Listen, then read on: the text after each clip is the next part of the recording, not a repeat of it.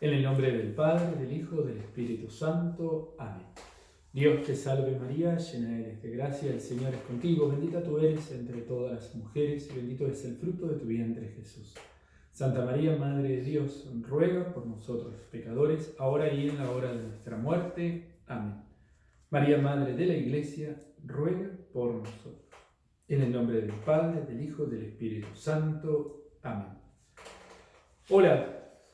¿Cómo estás? Nos encontramos para así, ahora finalizar esta etapa de las bienaventuranzas, este camino que hemos transitado a la luz del Evangelio de San Mateo, el capítulo 5, para transitar este largo camino que nos puso de frente al corazón de Jesús, y desde el corazón de Jesús nos hemos dado la oportunidad de mirar nuestra propia vida, de cuestionarnos también nuestra propia vida, de iluminar nuestra propia vida y de conocer, y después veremos si lo podemos vivir con la docilidad de nuestro corazón, este camino de felicidad, el camino de las bienaventuranzas. Y si el encuentro anterior nos proponíamos analizar, descubríamos esta última bienaventuranza que tenía que ver con felices los perseguidos por practicar la justicia, porque de ellos es el reino de los cielos. E hicimos ese camino a la luz de la palabra, a la luz de la historia y a la luz del presente, la persecución, la proscripción del cristianismo, la burla y, por qué no, también el martirio. Y nos quedó pendientes las preguntas. Como recordás, cada una de las bienaventuranzas nos propone un examen de conciencia. En definitiva, ¿qué es un examen de conciencia si no es la oportunidad de preguntarnos a nosotros mismos, en definitiva, cómo vivir esto que descubro? Porque ¿de qué sirve la catequesis si no es para preguntarme y profundizar mi manera de vivir la fe? ¿De qué me sirve a mí saber si no lo puedo traducir? ¿Y de qué me sirve a mí aprender si no me cuestiona en el practicar de mi fe? Y ahí está el desafío. De ahí entonces que no puedo echarle la culpa a nadie, porque ahora ya lo sé. Entonces al saberlo, de alguna manera me hace responsables. Y ese es el camino de la libertad, la responsabilidad. Y el conocer entonces para elegir, para obrar lo mejor. En definitiva, para encontrar la felicidad. Y este es el punto. Entonces las preguntas que te invito a hacer tienen que ver con felices los perseguidos por practicar la justicia, porque de ellos es el reino de los cielos.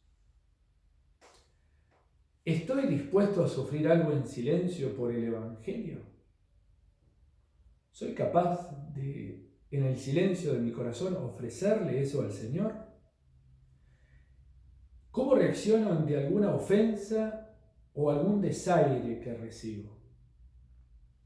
Cuando se me burlan, cuando se me ríen, ¿salto enseguida o soy capaz de ofrecérselo al Señor?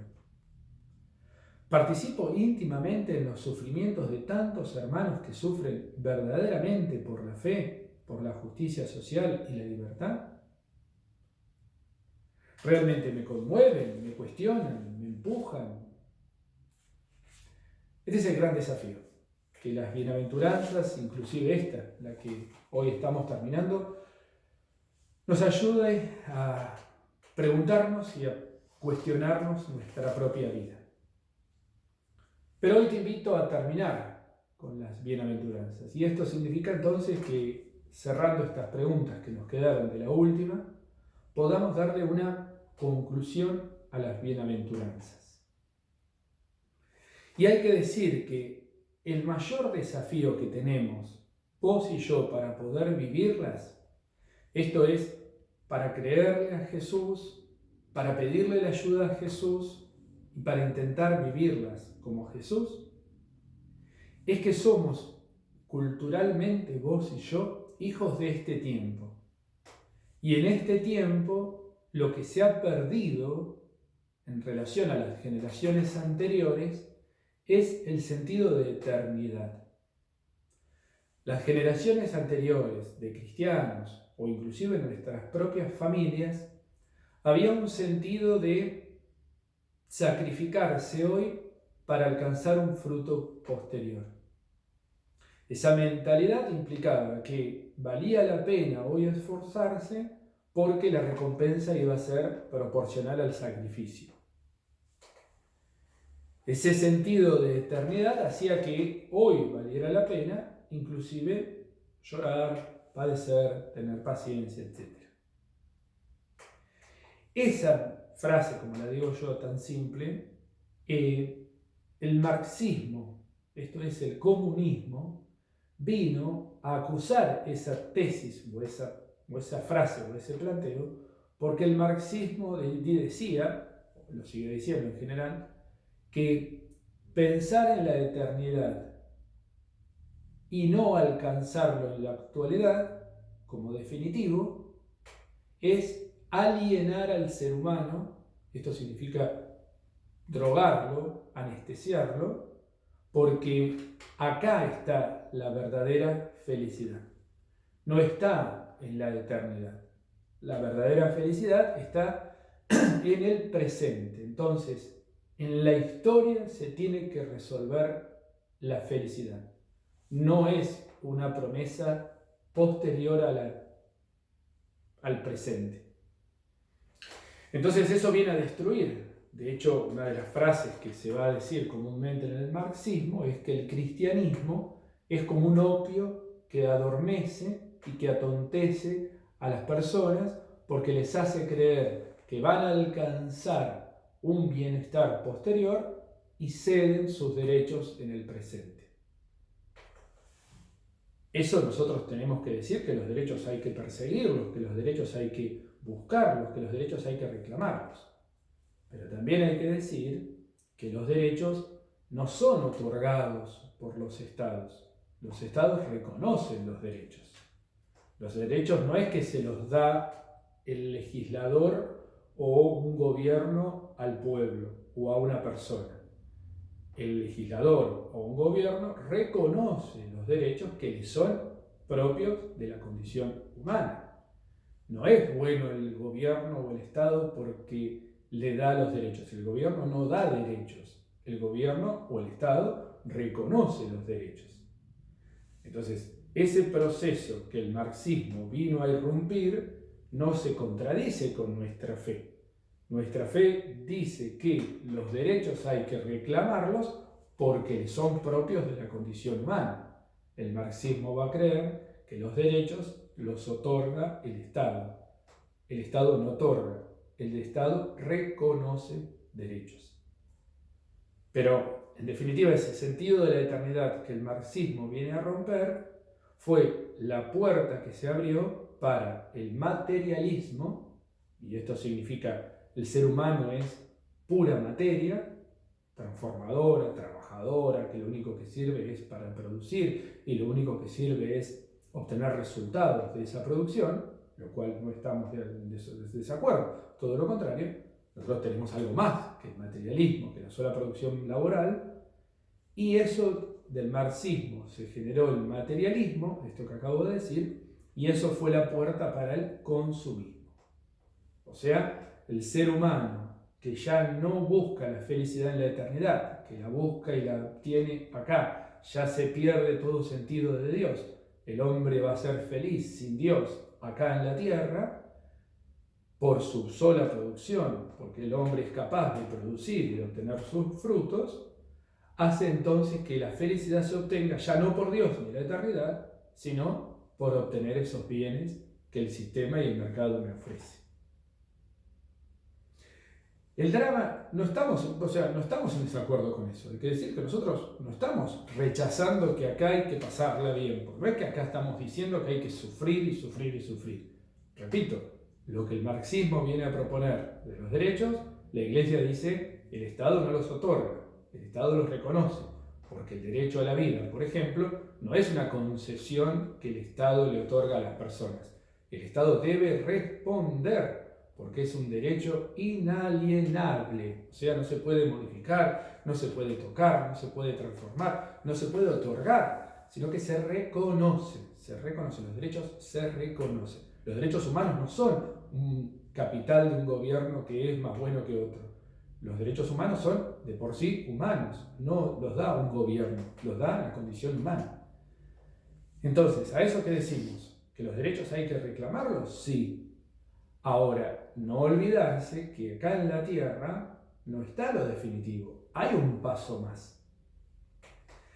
Y ese paso más, ni el marxismo, ni el materialismo, ni el consumismo logró saciar en el corazón humano.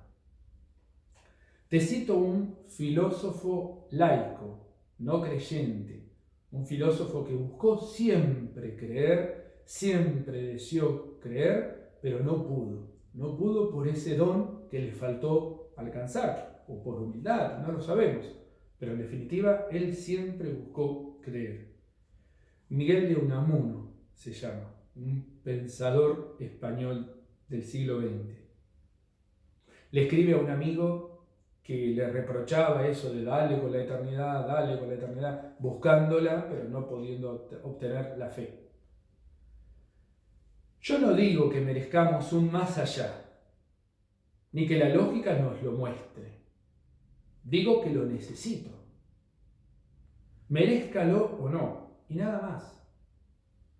Digo que lo que pasa no me satisface, que tengo sed de eternidad y que sin ella me es igual todo. Y sin ella ni hay alegría de vivir. Es muy cómodo esto de decir, hay que vivir, hay que contentarse con la vida. Y los que no nos contentamos con ella, es dramático el planteo de este autor. Y de ahí que quería terminar entonces y poder terminar con estos pensadores.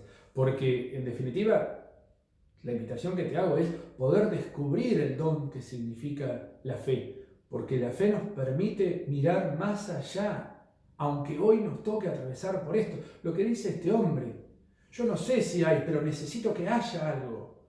Porque si aún así, estando bien, y ahí es donde viene la frase que te invito ahora a pensar juntos de San Agustín, y aún estando bien, pero si no estoy bien, algo tiene que haber. Entonces, ¿qué sentido tiene la vida? Es repugnante si acá no voy a poder estar bien siempre y acá no puedo estar bien. Algo nuevo, algo bueno tiene. O sea, ¿para qué vivo si no hay nada bueno? Si acá, ni allá, ni en ningún lado. Las bienaventuranzas es una búsqueda del presente, pero sabiendo que la definitiva felicidad se da en la eternidad. Y aunque esté bien, dice San Agustín, y esto es lo trágico del pensamiento sin Dios, repito, para que puedas descubrir el don inmenso que Dios te ha hecho con la fe. Dice San Agustín, el gran pensador, el hijo de Santa Mónica, ¿para qué sirve vivir bien si no se me concede vivir siempre? ¿Qué sentido tiene que yo haya alcanzado bienes, felicidad, salud, si es un paso, si es de paso? Que, por eso, por un lado la paso mal, tiene que haber algo bueno. La paso bien, no es para siempre. Las dos caras producen angustia. Solo cuando se es visto desde la eternidad, y esto significa la felicidad definitiva en Dios, ahí se transforma totalmente. Es el deseo de eternidad, es el anhelo de eternidad, es esa fuerza interior que vos y yo en el corazón tenemos para poder profundizar el camino de fe que el Evangelio nos propone en las bienaventuranzas, como el camino para poder encontrar esa felicidad plena que en la tierra el Señor nos propone transitoriamente, pero definitivamente en la eternidad. Felices, felices, felices. Te invito a terminar entonces con las mismas bienaventuranzas que nos sirvieron como eje, como guía, para escuchar como eco esa promesa de eternidad que el Señor ha sembrado en el corazón, en tu corazón, en mi corazón, por el bautismo, y que hoy a la luz de su palabra el Señor quiere despertar para que hoy en el transitar de nuestra vida podamos encontrar esas palabras y gozarlas plenamente después de nuestra muerte, porque nuestra vida no ha de terminar cuando nuestro cuerpo deje de funcionar, sino que nuestra vida ha de ser plena después que nuestro cuerpo deje de funcionar. Felices los que tienen alma de pobres, porque a ellos les pertenece el reino de los cielos. Felices los pacientes, porque recibirán la tierra en herencia. Felices los afligidos, porque serán consolados. Felices los que tienen hambre y sed de justicia, porque serán saciados. Felices los misericordiosos, porque obtendrán misericordia. Felices los que tienen el corazón puro, porque verán a Dios. Felices los que trabajan por la paz, porque serán llamados hijos de Dios. Felices los que son perseguidos por practicar la justicia, porque a ellos les pertenece el reino de los cielos. Que Dios te bendiga y que te ayude a vos y a mí a vivir en el camino de la felicidad. En el nombre del Padre, del Hijo, del Espíritu Santo. Amén.